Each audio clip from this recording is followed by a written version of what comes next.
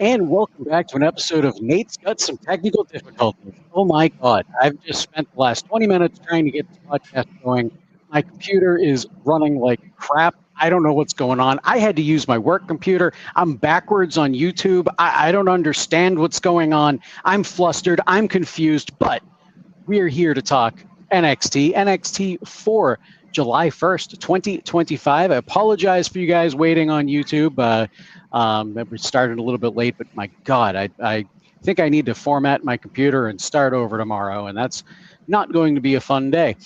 All right, we had an episode of NXT tonight. This was a taped episode of NXT, taped last week. I watched this in a very interesting way, and I think Ryan Solario actually watched this in an interesting way as well. I watched NXT tonight in an hour and 17 minutes on Netflix. There were no commercial breaks. It was great. I got done by 9:20 Eastern time, which was fantastic. I had some time to, I could have had time to deal with my computer issues if they would have reared their ugly head then, but no, they didn't. So I thought this was kind of cool, at least for those watching on Netflix or another medium other than the CW network, just to watch it without commercial breaks. It was pretty cool.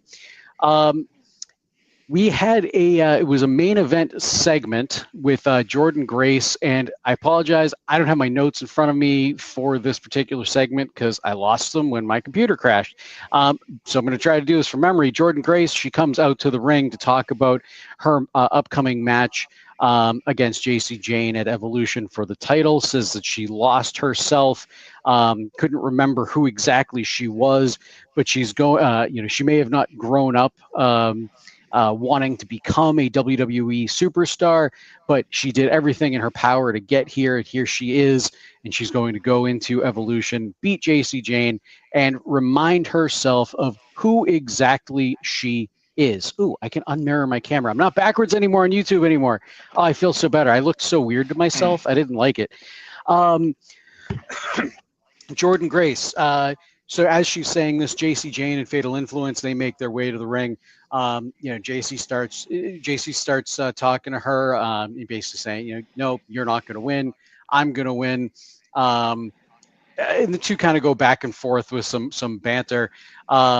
As Jordan's about to kind of rebut for the last time, JC and the rest of Fatal Influence, they didn't have a care in the world, and they just attacked Jordan Grace.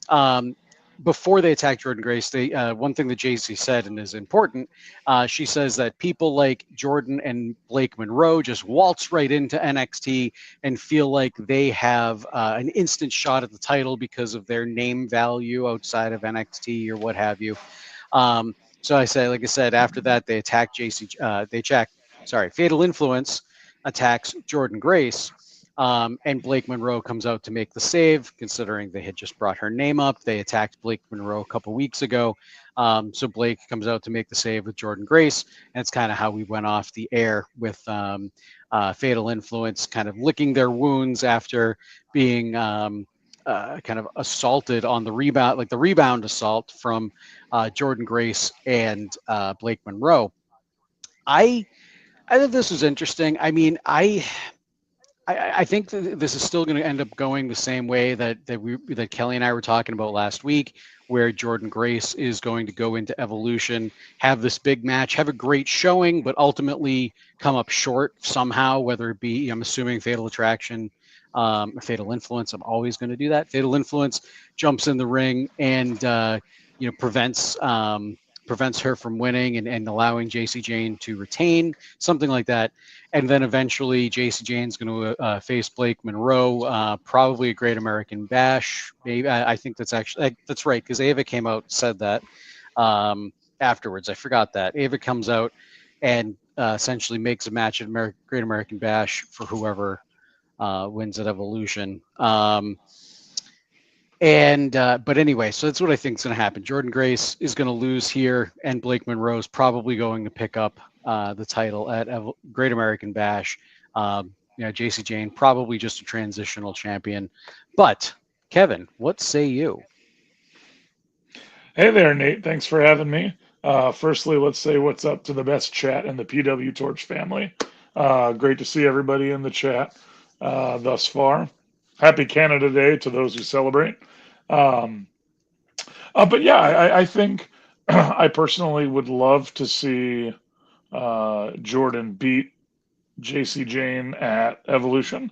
I think she very much has proven to be a champ at other places she's been, so I think she'd be able to handle it just fine. Sean made a comment a little earlier about questioning the sympathy approach that Jordan took in her promo, and I agree that it was a little weird considering that she's largely been positioned as a, I don't want to say monster, but like certainly as a bad Mama Jamma. And so it was sort of weird that she kind of was having this moment of introspection, especially considering that she hasn't been on any sort of chase you losing streak to question herself. Um, but if it helps build a little more sympathy for her going into that match, not that people need help cheering against the group formerly known as Fatal Attraction / Fatal Influence. Um, I think it's not going to hurt her, but it was kind of weird for someone who has typically been the self-confident steamroller to finally sort of show a little bit of, well, maybe I'm not supposed to be here. So we'll see how it plays out. But I personally would love to see her beat JC Jane at Evolution. I would not be surprised if that is the outcome. And then I think, as we've started to see a bit on the main roster, it could very easily open to a face-face matchup between Blake Monroe and Jordan Grace as sort of her first challenger, to the point where it would be, to me, it's one of those how it would play out where at Evolution, of course, Fatal Influence is going to get involved, and perhaps Blake will come in late to sort of even the score. And so after that tag match, they'll form the bond. Then at Evolution, she'll save Jordan Grace. Jordan wins, and so Jordan sort of does the, hey, handshake. You saved my butt, so I'll look out for you, and we can have a match among two titans. So, yeah, and then I'm seeing some chit chat in the chat about Blake versus Grace heel turn or not. I did find it interesting that Jordan was wearing all black and Blake Monroe was wearing all white. Not that that's necessarily indicative of anything. It's true. That's but a I good think call. I agree with Sean that good call. Blake. Yeah, and I think Blake's personality is more heelish than Jordan. So I would say that much. But again, maybe it could be nothing, but I feel like WWE is too smart that all those things, words that are said, things that are done, clothes that are worn, typically communicate messages. But heck of an angle. We'll see how it plays out over the next week and a half here. But yeah, that we will. And I'm here for it. I mean, JC Jane, she's certainly not my favorite NXT Women's Champion. I'm sure she's not most of the people's favorite champion. Watching this or listening to this, after the fact, she's okay. She's good, but I don't think she belongs where she's at right now. That said, I'm still interested in what's going on here. She's, like I said, transitional champion, I think. And whether the belt, ultimately. Hey Nate, you know who I think would make a great NXT champion? Who's that? You know who I think would make a great NXT champion? Yeah, who's that? I think Bayley would make a great Ooh. NXT champion. Wink to CJ. Yes, that's right. Of course. Bring her back and give her another run. Why not? You know what? They let Becky come back and have another run. Like, why not? It was short-lived, but why not? Let the horsewomen each come back through and do their thing. Yeah, I mean, I'd be okay with that. I'd be like over the moon with that. To be honest, I love Bayley. And that popped Sean, so that's a double win for me. Yes, exactly. Oh, CJ says Bayley's above it. Hey, Bayley's not above coming down. Try to throw him a bone and it gets thrown back in my face. Know. Dang it, it's CJ. Okay. It's okay. It's all right. We love you anyway, CJ. But no, I'm curious to see what happens. Ultimately, either Blake Monroe, Jordan Grace, one of the two of them winds up with the belt around their waist. I'm completely okay with it. They've both got personalities and charisma. Blake Monroe, obviously she's already an attraction from her time in AEW. So I don't know. I think this could be interesting. It could be very interesting. Again, leading. I think Jordan's going to lose this at Evolution and kind of go around Blake Monroe. Probably Great American Bash, or maybe after that. Yeah, we'll see what happens. All right, we had our main event match here tonight was an NXT number one contenders match. Kelly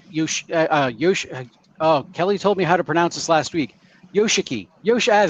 I think it was Yoshiki Inamura versus Jasper Troy, which actually saw Inamura go over here in what I thought was a great big Haas match between these two. I don't have times for you guys tonight. I didn't do the report,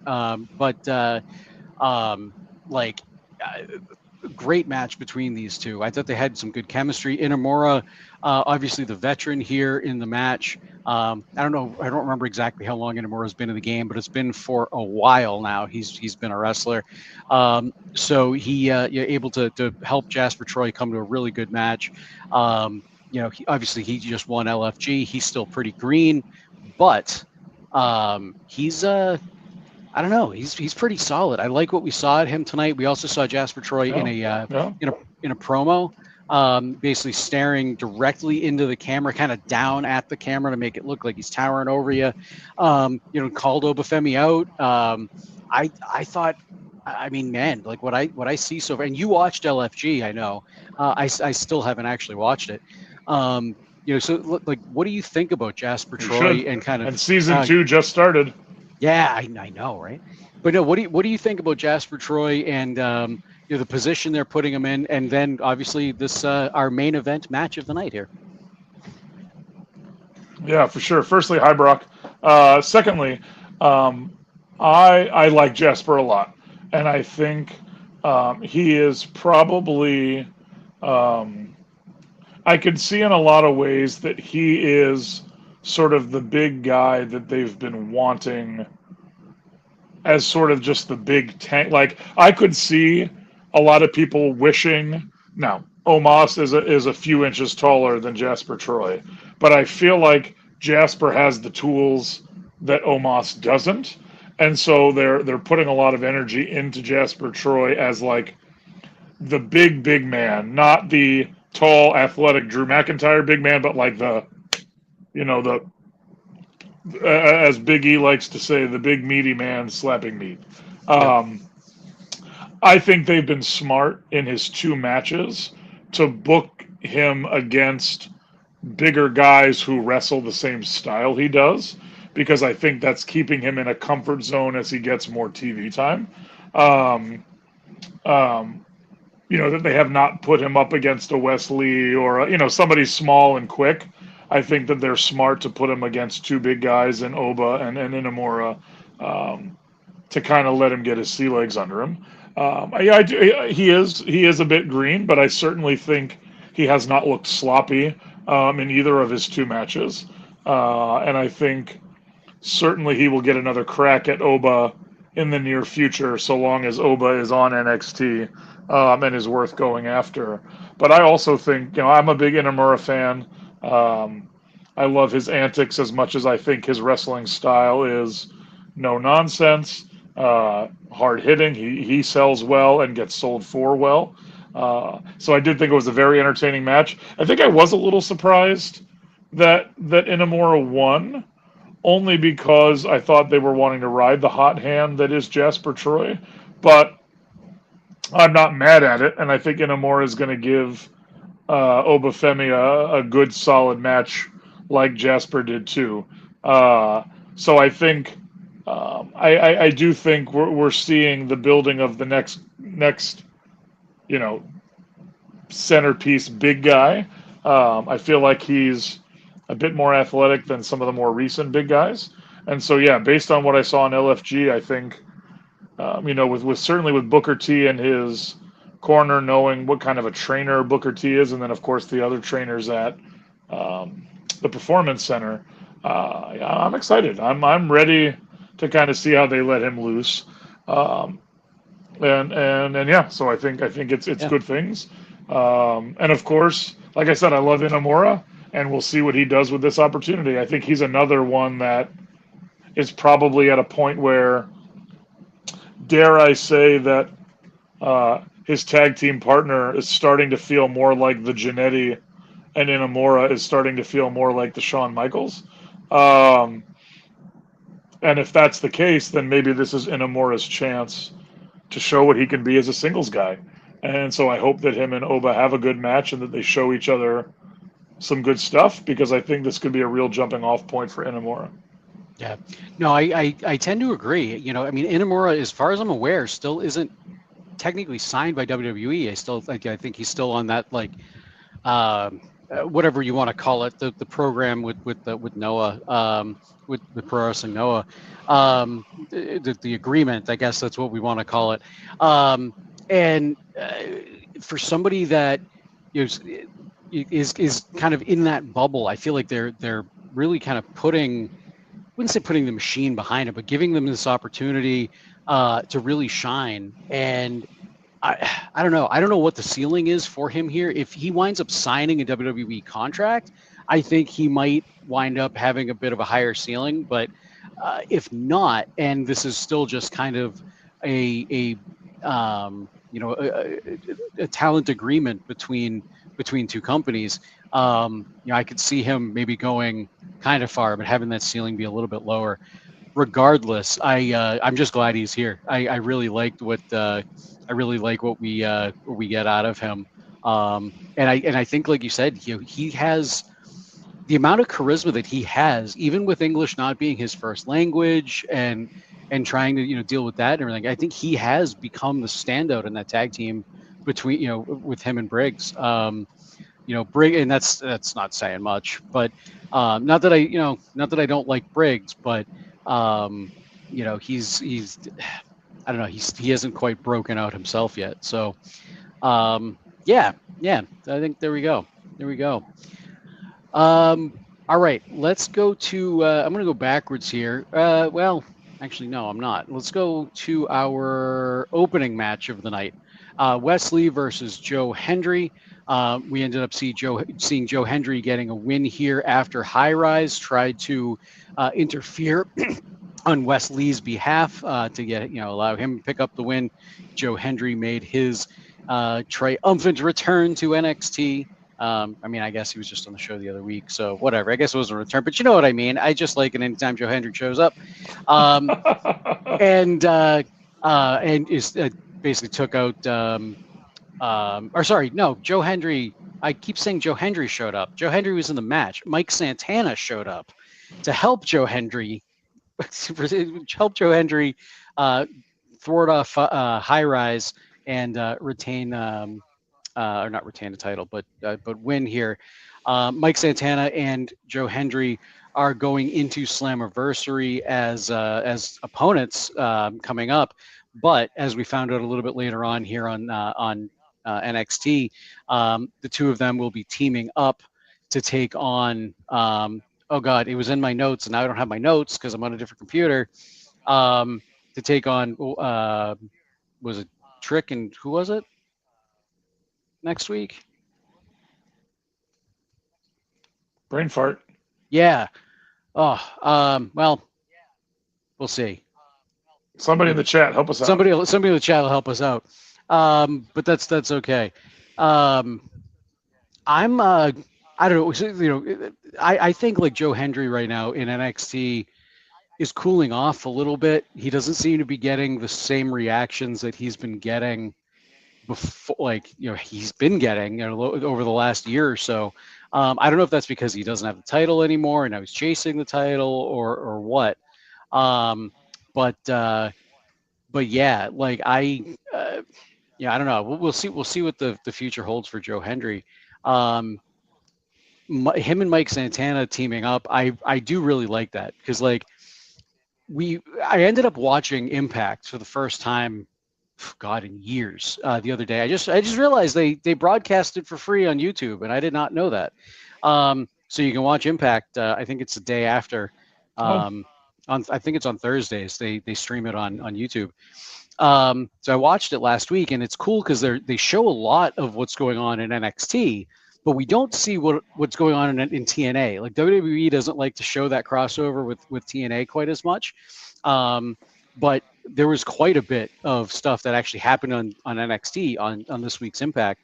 So I think it's kind of cool that they're talking about Slammiversary. They're talking about this match between Santana and Joe Hendry, the winner of whom will face Trick Williams for the TNA title. Um, it's just everything that it just wound so together in a way that I would not have expected ever in as a wrestling fan, and I'm here for it. I'm glad yeah. this is where we're at. Um, what did you think of our opening match first off, and then what do you think of the addition of Mike Santana in here and everything kind of going on with the TNA title? Firstly, had we not had our difficulties of the technical nature before the show started, my intro today was going to be say my name and I'll appear as I'm here as a guest host. But we'll save that for another time. But listen, you and I are on the same page. Anytime that Joe Hendry is on my screen, I'm happy because I just think he does well enough to connect himself to the crowd. I think he knows who he is, and I just think he's entertaining in that way. Um, you know, I'm like I think I said the last time I was on. I'm super excited to see. Excuse me, super excited to see Mike Santana on WWE television of any kind. I thought as the AEW WWE war first sort of started off early in AEW's run, they were scooping up a lot of the guys that I was hoping that the WWE would, and I just assumed I would never see Santana and Ortiz and the Lucha Brothers and a lot of these folks who you know 2.5 3 years down the road, here they are. And so I'm just excited because it's hard um, to watch all of the wrestling that exists, and with Santana and Ortiz, and in this case Santana, you know, being with two promotions that got airtime on similar nights to what I watched, and or in a federations that didn't get mainstream TV time, it was tough to see him. So I'm just elated that we'll get to see him um, on WWE programming of any kind. I know that Santana has been in TNA for enough now that the fans are really responding well to him. I think him and Joe Hendry is a very interesting tag team. Um, Certainly in odd man pairings like that, I go in with high hopes because they're both being presented as faces right now. But I think if either has the history to pull the swerve, I think Santana would be the one to do that. But I don't know that I've seen anything that's leading to believe this won't be anything more than the friend of my friend, the friend of my friend, or whatever, the friend of my whatever, the enemy of my friend is my friend, whatever. That they both hate Trick, and so they're gonna figure out what they need to figure out to beat the tag team. Um, so yeah, so I thought the match was fine. Like I said, I don't think I was expecting fireworks of any kind. I'll save that for Friday. But I'm always entertained when Joe's on television. Um, and I was on Twitter and I forget who was having the conversation. Um, but somebody had made a comment about how surprised they were that Wes Lee hasn't been called up to either main roster yet for as long as he's been in NXT. And I think I don't know that I'd give that any conscious thought until I read that comment, and I was like, that's probably a good point because I don't know what he's missing other than maybe his height, but even still, there's some short guys on the main roster. So I think I'm always surprised that he has shown that he can have good matches single and in teams, and yet he's still kind of hanging around. unless, of course, like I feel like I never give credit enough to the fact that maybe some of these guys are very content to be where they are. That maybe his living situation or his life or whatever just is like, hey, I'm on TV, I'm taken care of, I'm getting paid, like I'm happy in Orlando, and maybe that's the case. But seeing him on TV today just sort of rejogged that Twitter thread I was reading earlier about questioning why he had never gotten a chance to get called up. So No, it's a good point. I mean, I'd hate to see them call him up and then not have anything for him, and him kind of just toil around on, as part of just, the small fish in a big pond, I guess, type of a deal. Um, but I agree. I mean, I think he could flourish on the main roster. No problem. I'm glad to see what he's doing with High Rise here, though, because they're putting him in a position where he's the leader of a faction. I mean, I don't know if you could really call anybody the leader of the Rascals, and they, obviously face and things like that. Um, but this is kind of new territory for him. He's the leader of a faction as a heel, and I think this is going to give him a chance to show a different dynamic range of what he can actually um, bring to the table. That he hasn't been able to in the past. So yeah, I'm curious to see where he winds up. And I personally, I don't think he should be in NXT much longer. But again, I don't want them to call him up just to call him up. So yeah, we'll see. We'll see what happens. All right, let's keep going. Keep going here. Um, I'm working with two different computers. I have two different mice and keyboards in front of me right now, and I keep grabbing the wrong one. This is turning out to be a disaster for me today. Anyway, let's talk about that Chase U segment. So Andre Chase gets up and he apologizes to Araya and what's his last name? Connors? Raya Connors and Cale Dixon? Did I just remember their names? I think I did. Wow. All right.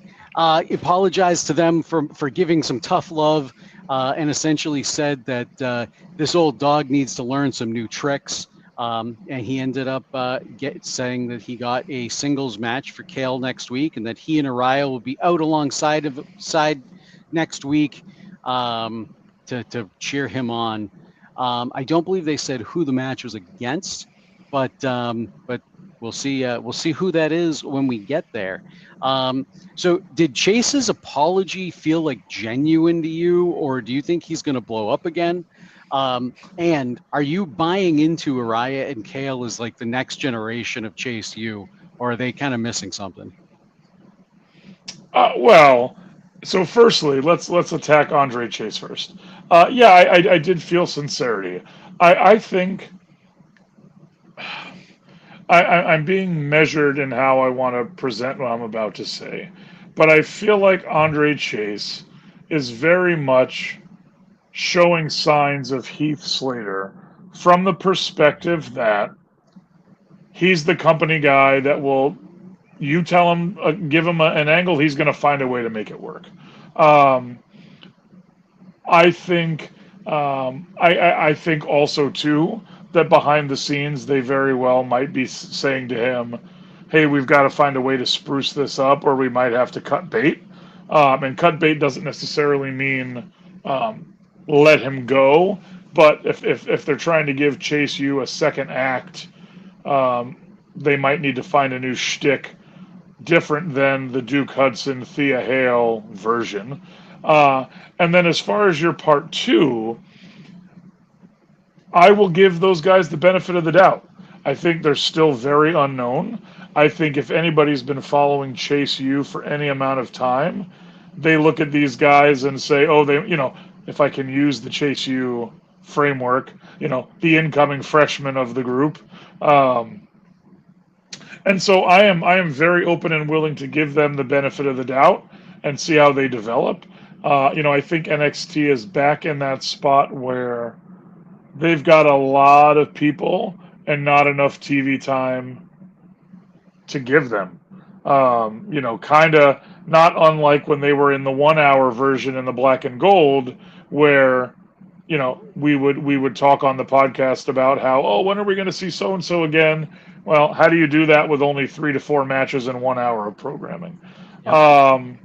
And so I think even with 2 hours, you know, where the heck is the tag team that Jada Parker was with? We haven't seen them in a few weeks. Where that, you know what I mean? Like, there's these groups that have been brought up, and these performers that have been brought up, that there just aren't enough hours in the day. Now, I do know from my friends who live in Florida that a lot of these folks are very active on the Coconut Loop, and so they are getting the reps in. Right. But if you're not making TV, that's a message too, right? So like, I think these Chase U guys could very easily be entertaining, but you've got to get them in the ring in a match so people can start bringing a connection to them, not just have them interacting with Andre Chase as students. And then just to wrap up that point, I see Ryan bring up his point here. Unfortunately, Ryan, Duke University may have an issue with Duke University, but I do like the idea of like a competitor, like a competing university starting up, purely to challenge for that. So that could be an entertaining thing. It would have to be like if Duke Hudson was to come back, it would have to call it like Duke College or something like that. Something to be distinctly or maybe different. Hudson U or something. Yeah, something like that. Yeah, I can't imagine the Blue Devils would be too happy with Duke anything in the title. Oh no, exactly. I know, Ryan. I'm just giving you a hard time. Brock in the chat says, "What if Araya Connors and Cale Dixon turn on Andre?" I kind of like that. Andre lost everything once. Here he is. He loses everything again and has to crawl back. It could be an interesting story, or it could feel like a very sad rehash of what he just went through with Thea Hale and Duke Hudson. But I don't know. We'll see. I kind of like that idea. I don't know. We're still, I think, this angle is still too new to kind of think about that. But I don't know. We'll see. I still want to see Thea Hale come back and like make an alumni thing. I was going to say, I do think that she's a potential like either savior of like I could very much if the two guys turn on Andre, I could very easily see Thea come back and say, hey man, you weren't right for me when I left, but I see that, whatever the storyline plays out, but that maybe she's the one, he's made the claim now that he needs to learn new tricks. These guys don't see the leader in him, so they turn on him, but Thea comes in and says, no. I know how great you can be when you're great. I still believe in you even though I've been away. Like, I've been studying abroad, but I'm back now. Like, let's get Chase U back to where it belongs. Yep. No, exactly. Ryan said that Thea Hale and Duke Hudson never turned. I didn't mean to imply that they did turn when I said, it might be a rehash if they tried to do this. It might be a rehash of like what he went through. I was just talking about how he lost everything and he kind of went to like sad, depressed Andre Chase. If they might, if they were to go to that again, it might feel a little rehashed or something like that. But it could also be compelling. It depends, I guess, on how they were to do it. How it came across. But yeah. So we'll see how that comes up. Thea Hale comes back like Screech came back and Saved by the Bell, the new class. We never know. You never know what could happen. Maybe I was going to say maybe we get Screech, but didn't he? I think he passed away, didn't he? Yeah, I think he did. I don't think so, but I think he's like either in jail or like is kind of persona non grata for some of his social media. No, he did. He passed away in 2021. Yeah. Oh. Yeah, the guy played Screech. Whoops. I thought so. Yeah, I thought so. I knew he had. I think there was like some legal trouble he got into or something. I want to say it was like a sex tape, if memory serves. Yeah, because I remember thinking like, who'd want to watch Screech in a sex tape? That is not something I thought I'd be talking about on this podcast tonight, but hey, here we are. let's keep going. Let's talk about Ethan Page, Ricky Saints, and the Vanity Project segment. Now, I really like this for a couple reasons because I'm a big fan of Ricky Smokes, local guy here. Matter of fact, I actually saw him wrestle. I was sitting, God, like feet away from him the other day in Amesbury, Massachusetts, for Rad Pro Wrestling, where he played a really sad guy named Anju. I don't know what his story is. It's been a while since I've been keeping up with Rad Pro Wrestling, but he was like he had this like sad tear, and like he was crying. And when they made fun of him, he was like, "I'm going through something." It was great. Anyway, it's a comedic promotion, but it was awesome. Anyway, that has nothing to do with NXT. That's just my sister's first wrestling show. She had a good time. Um, Ethan Page, Ricky Saint, they're in Ava's office. Ethan Page has the Vanity Project standing behind him. Other than Ricky Smokes, I forgot to write down the other one's names. We had the Evolve champion. I can't think of his name right now, and I don't know what the other guy's name is. So I apologize. I didn't write them down, but I can look them up in a minute. Ethan Page says that he wouldn't give Ricky Saints another shot at the North American title unless he could go through the Vanity Project gauntlet, essentially beat everybody in Vanity Project in a gauntlet match next week. Ava said, "Sure, why not? Let's do it," and made the match for next week. I feel like Sean comes into the chat saying Ava isn't a good GM, but man, she's really trying. And that's kind of how I feel about it. Like, she's not really that good of a GM, but she kind of just lets things happen and stuff. And I don't know. I feel like that's kind of how this all happened. She's just, oh, hey, okay, you know what? You get an idea for a match? Just go ahead, do it. I don't have to think about it now. I don't have to think about programming for next week. I'm looking forward to this. I think, Ricky Saints is obviously he's a huge attraction for NXT right now. Him chasing a title, I think, is better than him holding the title. But, I don't know. I think Ethan Page is going to lose the belt at some point. Then again, I don't know. I'm 50-50 on it because he's so good at being a heel champion that I almost don't want to see him lose it. But I also want to see Ricky Saints kind of get his revenge on the injury to his throat, the kayfabe injury to his throat, and all of that. So I don't know. This could be really compelling. What do you think? Is this gauntlet too contrived, or is this kind of the right amount of old school heel champion tactics from Ethan Page? I was going to say, I think this is the perfect heel move to have the pride and the hubris to think there's no way that this guy can make it through three guys to get a chance back at me, and just sort of assumes that this is the perfect wall to put up between him and Ricky Saints. I am looking forward to the gauntlet in general, but I am very interested in seeing how, especially Booker T, is going to keep Ricky Saints and Ricky Smokes apart as he tries to. Like, I know he's going to mess that up at least once. I don't know if anybody on here is into betting lines, but I think I'm going to put the over under at 1.5 on number of times that Booker T confuses Smokes and Saints. Or maybe gets confused and even says Starks. Or third option, calls them both Ricky Starks at some point. Yeah.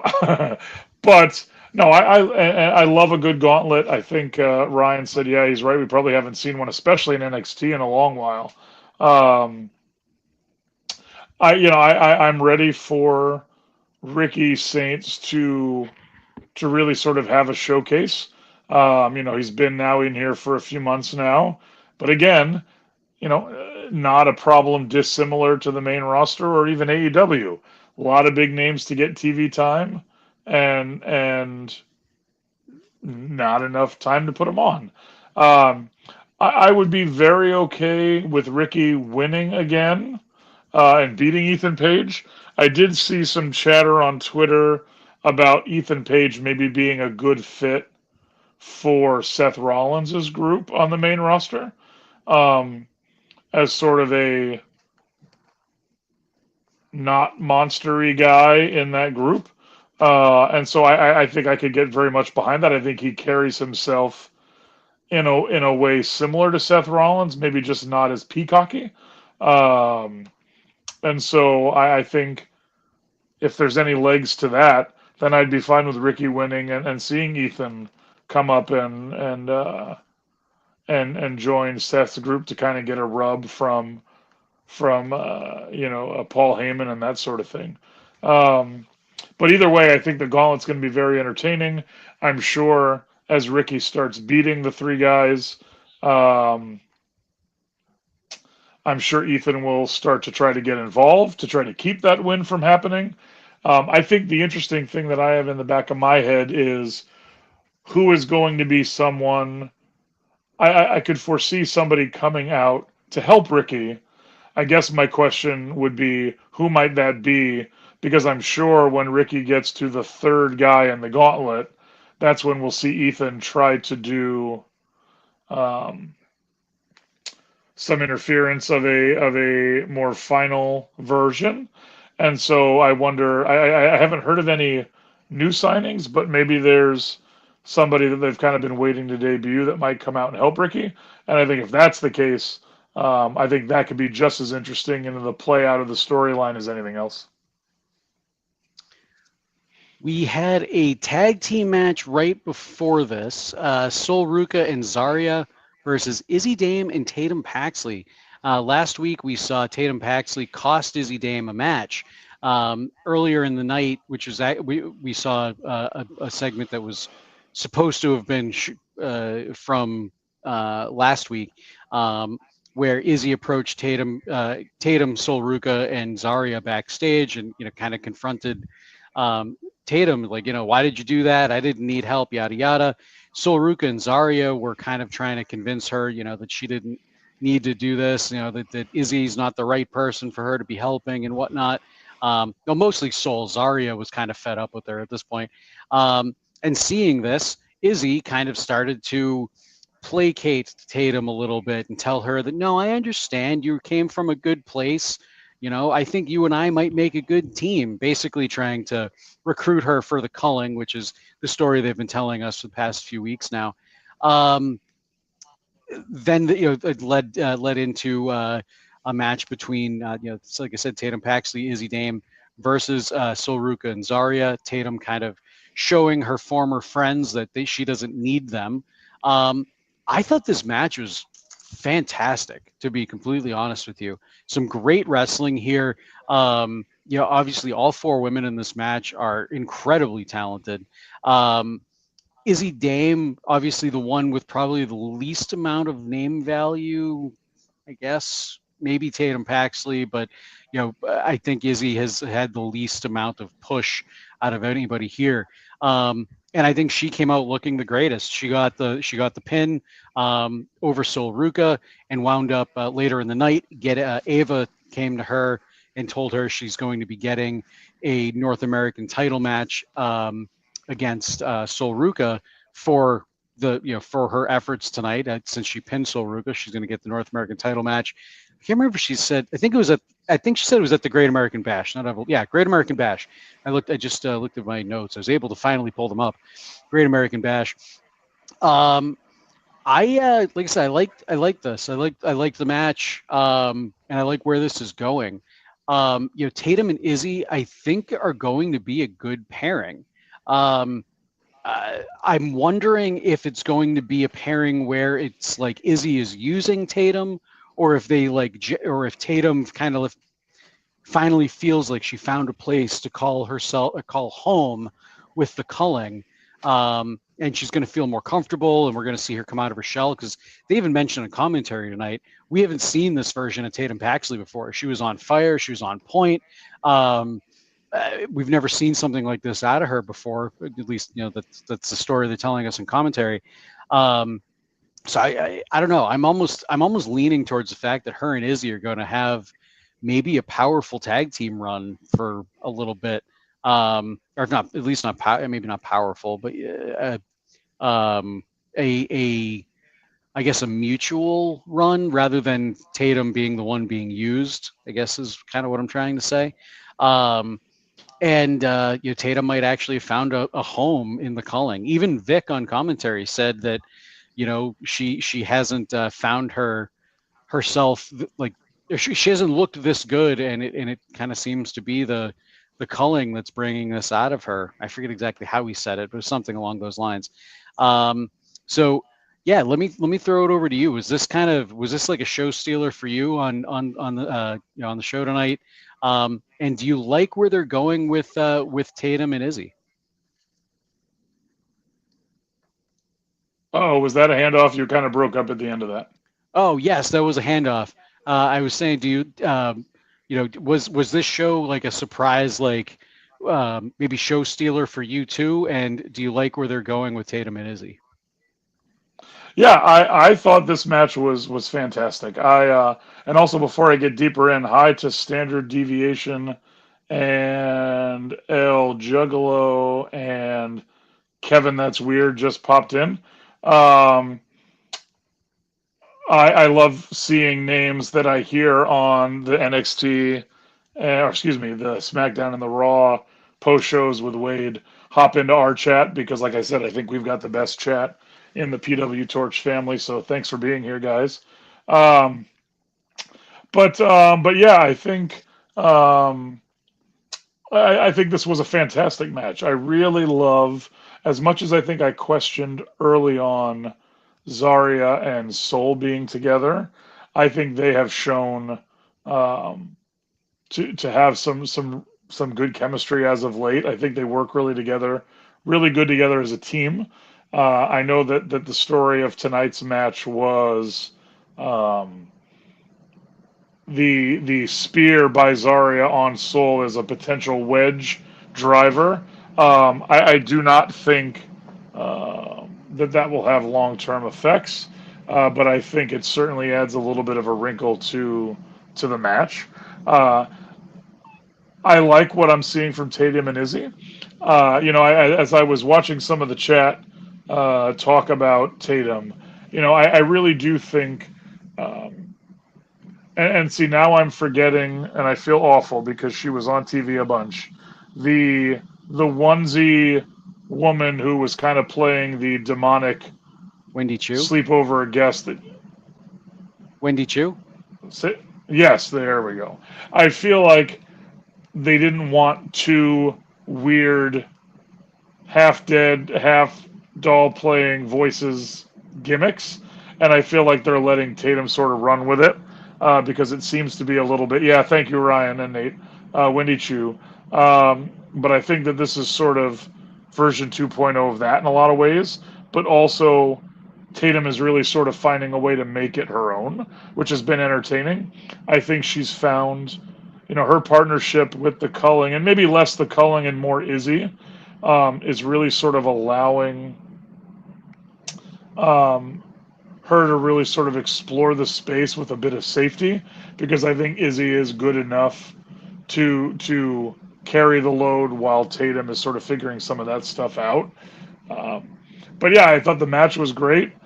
Certainly the heels winning not only was the door to Izzy getting a chance to face Soul for the North American Championship, but I think it certainly now keeps that story interesting and not as one-sided as Soul and Zarya have been. Because when I first saw the match start, my immediate assumption was that we were going to see a Soul Snatcher, and we did not, which I think was surprising because I think that the folks upstairs really like that move. I think she does it really well, and so I don't know that I expected the faces not to win, but certainly as a setup um, for Izzy to get the North American shot, it makes sense. So I'm interested to see where that goes. To be quite frank, I don't think Izzy and Tatum need the culling. I think they would be just fine on their own. Um, so I would be definitely okay if they moved the two of them away in the same way that they moved Jada Parker largely out of OTM. Um, And of course, like I said, anytime Sol and Zarya are on my TV, I'm excited to watch them do what they do. So I think it was a good segment to sort of carry the middle of the show, and I'm excited to see where all four of those women go. All right. We had a segment with No Quarter Catch Crew. Tavian Heights. He won his match lost his match last week. So he was not able to leave the No Quarter Catch Crew.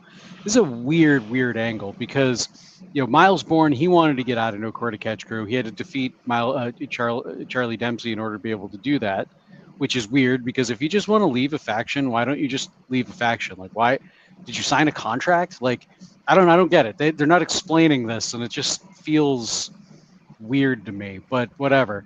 So Tavion Heights wants to get out of the NQCC. It basically made a match for next week. Charlie Dempsey said he'd face him next week.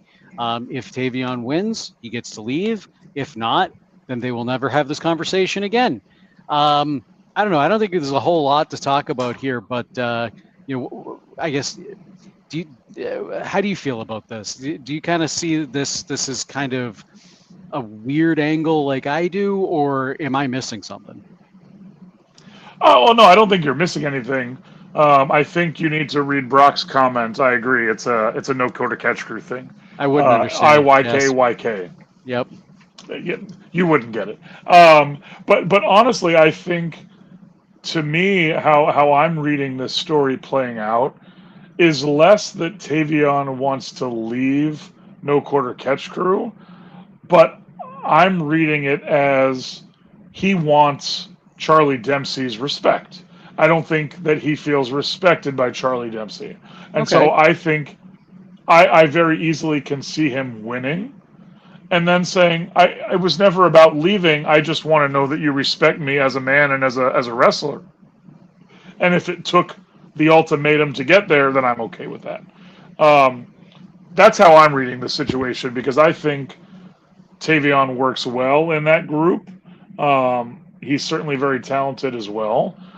Certainly, he's a clash of styles a bit with Dempsey, but I could very easily see it playing out that way: is that he wins, but then there's sort of a handshake at the end to say, "I never really wanted to leave. I just wanted to know that you saw me as an equal and not as a child."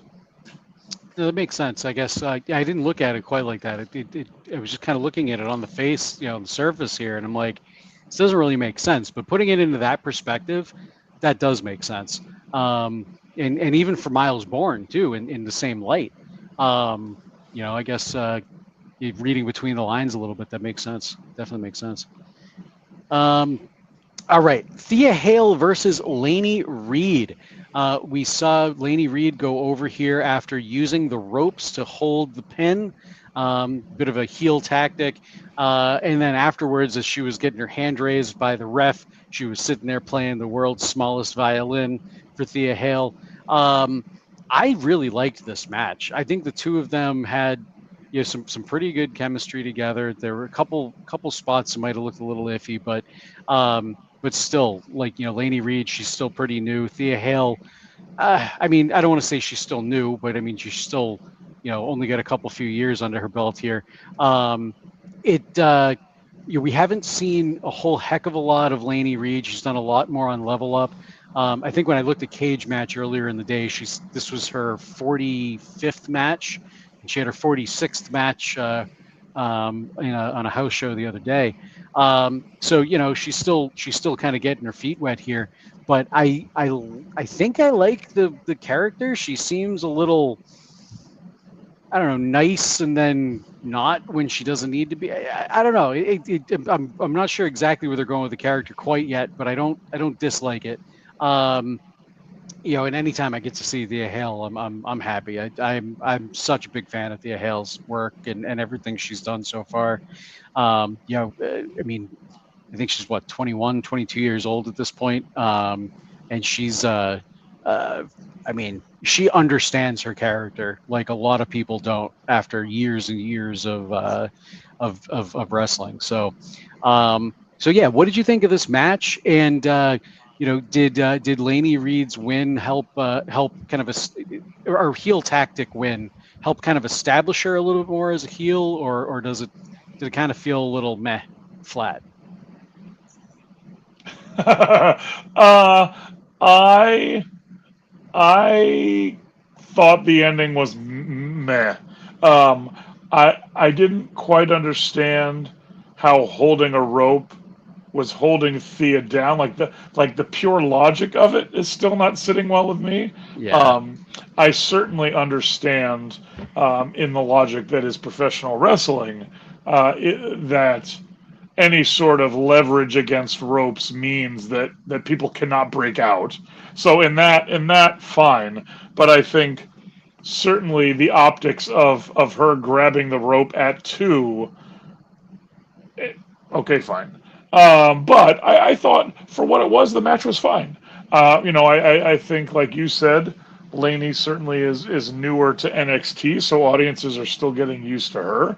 Um, I would love to see Thea get some more TV time as a way of turning some of her support live reactions into body of work live reactions. Um, I think Brock's point is not unfounded in that her heat has cooled a bit. And again, I don't think that's her own doing. I think that's again just part of this recurring theme that there's too many people to get on and not enough time to get people on. Um, yeah, yes, Ryan. I always loved putting my brother in the figure four and then seeing if turning over actually hurt me more than it hurt him. And no, it still hurt my brother. It's great having a wrestling buddy built into your house. Um, so yeah, so I think Thea is coming along just fine. I don't know that I was so upset with her losing. I think she certainly has enough of the crowd support that so long as they continue to get her on TV and put her in front of people in matches, that she just I think she's probably right where they want her to be as young as she is. And I think that certainly there is lots in store for her as she um, continues to put a body of work together. Um, so yeah, and like I said, I think Laney did just fine. I think the cowgirl adjacent gimmick is probably one she's gonna have to find new twists on, only yeah, because I feel like there are several women that are on TV right now that have a similar Fallon Henley, sort of vibe. Yeah. for one, yeah. Um, and so again, those are things that get ironed out as more people get TV time. But I think those are the sort of things that stick out to me on why is this person on TV? Are they being seen as a replacement to somebody that's currently on TV, or are they just somebody that they want to get TV time to start working out some of the gimmick kinks, some of the work kinks, some of the talking kinks? Um, So yeah, I agree with Brock. Um, I think she's in a Laney's in a good spot. I think Thea's in a fine spot. It's just a matter of reps, reps, reps. And so we'll just sort of see how things continue to go. All right, the last match we have not talked about, Lexus King versus Miles Bourne. We saw Miles Bourne pick up the win in about 5 minutes or so. Yeah, I thought this was a pretty good match. Miles Bourne, obviously got that big push against Obafemi where he got a title shot. And I think to kind of keep that momentum going, he needed a win here tonight. Corbin wants to go outside, so I'm going to go do that while I keep talking. But he kept that momentum flowing here tonight. With this win, I really like Miles Bourne. I hope they kind of continue with him as a singles. And kind of continue giving him this push because he and I don't know, this might come across. I like the fact that he can be a champion for people with disabilities or with things to overcome. And I don't mean for that to be like, that's the only reason to put him over. He's super talented. He's a very, very talented wrestler who happens to Right. have a Right. disability. So that's the point I wanted to get across. I don't want to say like they're pushing him just because he has a disability. He's a talented wrestler who happens to have disability. And I we just need more role models in the world, and we need people to look up to. And especially with just how bleak things look in this country and this world right now. But I'm not going there. So I don't know. I'm really pulling and pushing and hoping for Miles Bourne to kind of break out and become, if not a huge star, at least a star with enough name recognition in WWE to, I don't know, maybe make a bit of a difference in the world. But anyway, I thought this match was a lot of fun. He and Lexus King had some great chemistry. What what did you think of this match? And what do you think? Where do you think Miles Bourne's going from here? Obviously, they're giving him this push. He already hit the top in NXT with challenging for the title. So where do you think he might be going here?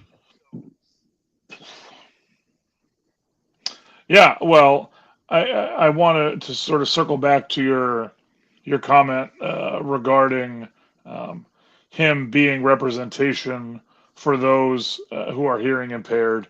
Um, I have worked quite a bit with and continue to work with people with different abilities of all kinds. And here in Dubuque, I do a lot of work with um, various communities of different abilities. I hate the word disability because it just has such a negative connotation to it. But I do think in my time working with those in our community, you know, and I did a lot of time at youth summer camps for kids with muscular dystrophy, and we always tried to say they're not disabled kids, they're kids that happen to have a different ability, right? So Miles Bourne is a wrestler and a very good one who happens to have a hearing impairment.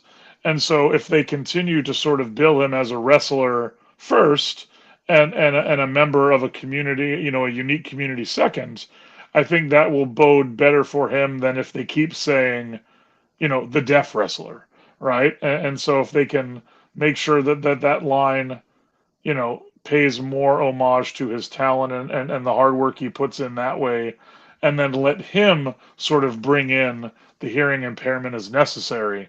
I think that'll work far better than if that continues to be a talking point for the announcers. I think that's going to do more damage to him than if they let him speak on his own to that. That said, I've been Yeah. waiting patiently all show, and much to Sean's chagrin, because how wonderful that we got to not only see two current Florida Gators in the crowd, but also the Florida Gator championship belt that then Miles Bourne picked up and did the Gator chomp after his victory. Gator Nation very happy right now. Sean Nation not very happy right now, and I'm okay with that. So that was really cool because um, I know those two guys who were on TV today. But the match was really good. Like I said, I think Lexus King is finding his lane in NXT. I know, sorry, Sean, don't be mad. But I think he's finding his lane. I don't know that he's doing what he needs to do, and he's doing it well. Um, I think he worked, like you said, he worked very well with Miles Bourne today. Um, uh, and I'm interested to see kind of how they continue to flesh Lexus King out. Certainly, he's still on television, so they're seeing value in him. Um, but I do think this was very much a chance to give Miles another solid victory over a very solid worker with a pedigree. Um, and I'm excited again to see kind of how Miles um, continues to improve and grow, because I don't see any reason why the sky can't continue to be the limit for him. Um, but they need to, craft stories and keep him in a position where he's able to do what he does well. Um, so yeah, so I like the match overall. I love the Gator tie-in just as well. Always a good time to represent the University of Florida. Um, and yeah, we'll see what's next for each of those guys. Indeed, we will.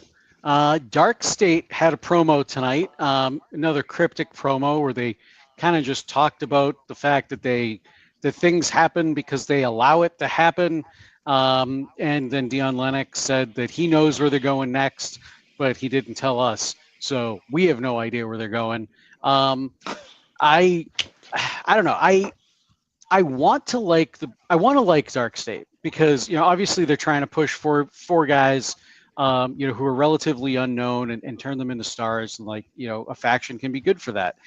I want to see Dark State succeed, but the few times that they've actually shown up in the building, not attacking people but shown up backstage and things, they don't they went from being these anarchists to then following the rules backstage and act like going to Ava and asking for a match or something like that. I forget exactly what it was, but there was 2 weeks in a row where it happened, and I feel like that killed their momentum, for me at least. I don't know if it did for other people, but for me, that it killed the aura and the mystique around Dark State.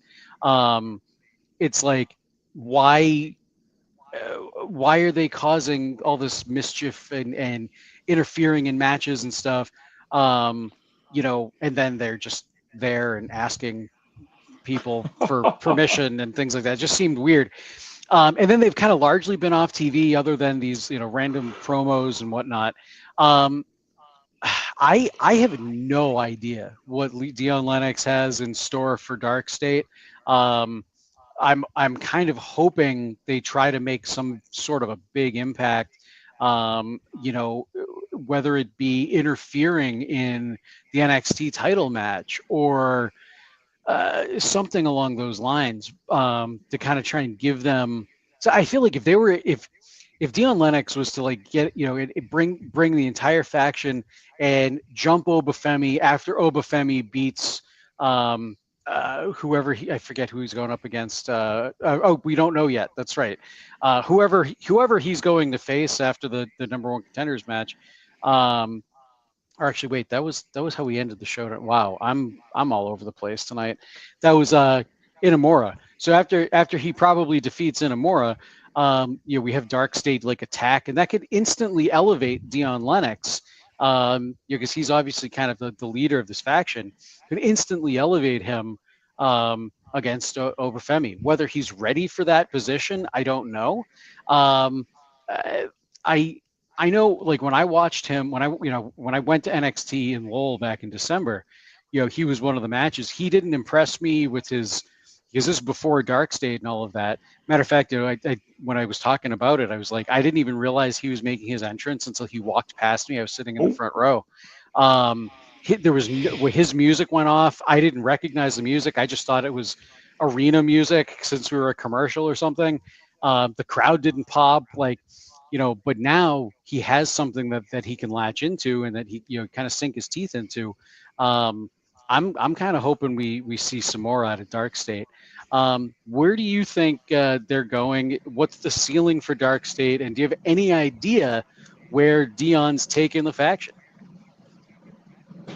Yeah, I think my major issue with anarchist factions is that the anarchy idea really wears off if they're all talk and no go. And I think their promos, like those promos like today, the pre-taped things, are typically very good, very well done. I think, when they show up, they certainly have a presence about them. But they've got to be in the ring causing havoc doesn't work if you don't cause it. And just talking, shiver me timbers, right? There's a lot of guys and gals in NXT and in the main roster that talk, that also show up and do things. And I think that's part of. Oh, Ryan, no, I don't know. I don't know about that. Also, yeah, good night, CJ. We love Bailey. Um, Ryan said in the chat that he uh, thinks that Dark State Ceiling is the Spirit Squad. For anybody listening to listening after the fact, oh yeah, sorry for the audio after the fact. Yeah, brought up the Spirit Squad. Um, but like again, Havoc bringers need to bring Havoc, and so I don't know if it's like if in the real world, you know, Shawn Michaels doesn't think that the non-Dion Lennox members are ready for prolonged scuffling. But then if not, why make them a group, right? So like I think if we want to see Dark State start to um,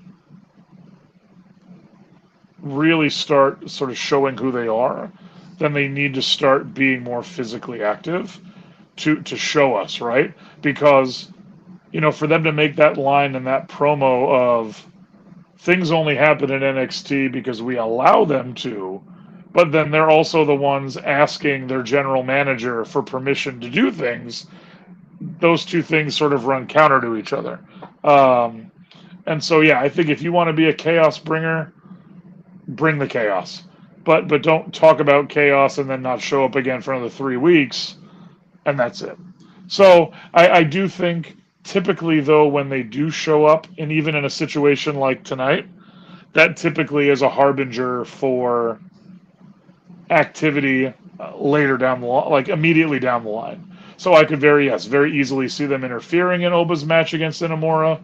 I could very easily see them, interrupting any of the sort of the men's matches with any sort of significance on it. Um, I agree. I think Dion Lennox is the most ready of the group. But what that's saying, I don't know yet again, because we're only seeing them talk and stand and be brooding and not punch people and body slam people and all that. So again, I am not cashed out on them yet. I just think if you want them to have a presence, then they need to be a presence. So.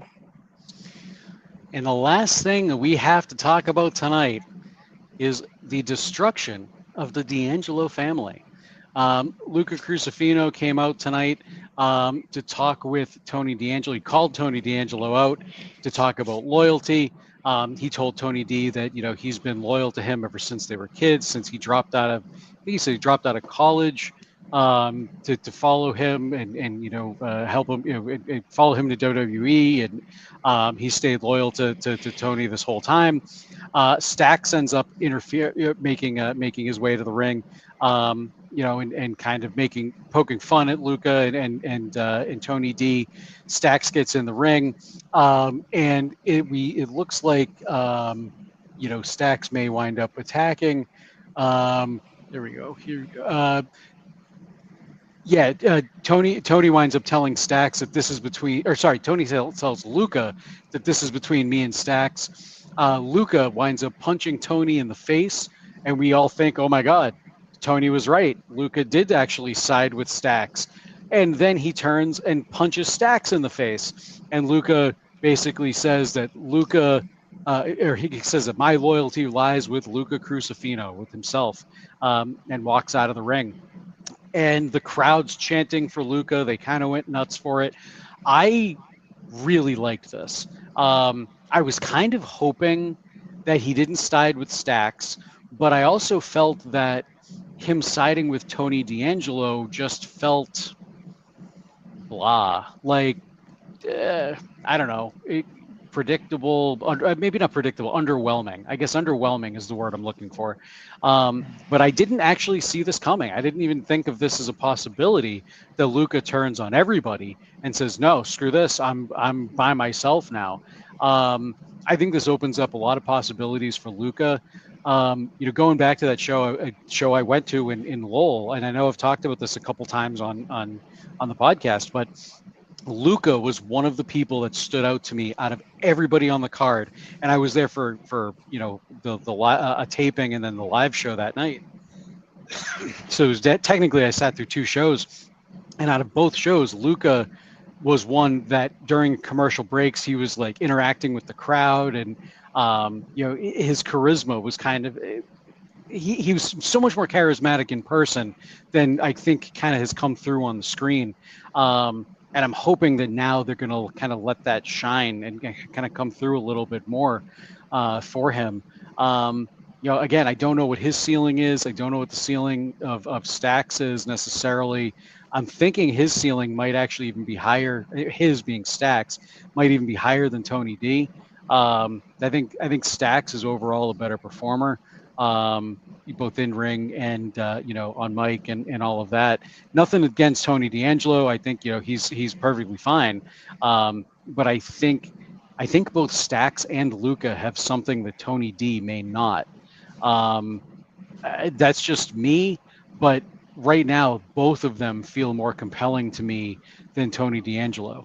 What say you, Professor? Well, firstly, I'll acknowledge Ryan's comment where he says it's going to be a three-way fight, winner to become the Dawn.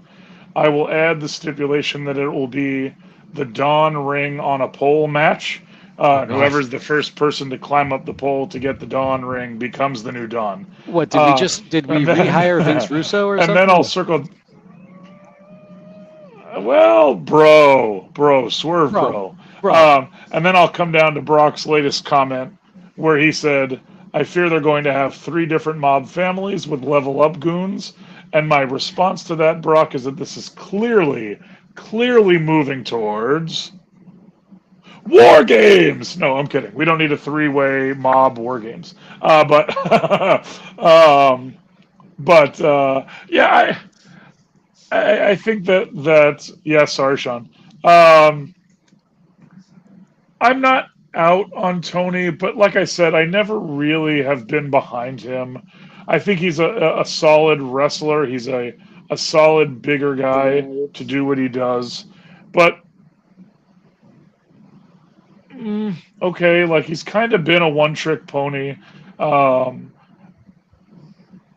yeah, let's if I don't want to say they're souring on Tony, but I also wonder, by breaking up the family completely, is this maybe how they're going to, like, does this mean that maybe Tony's getting called up to be a mid-card face on either SmackDown or Raw? Then there's no attachment and he's not really leaving anything. The thing doesn't exist anymore. So I don't know. Luca doesn't wrestle enough for me to have a strong opinion on how he'll carry himself as sort of an independent group.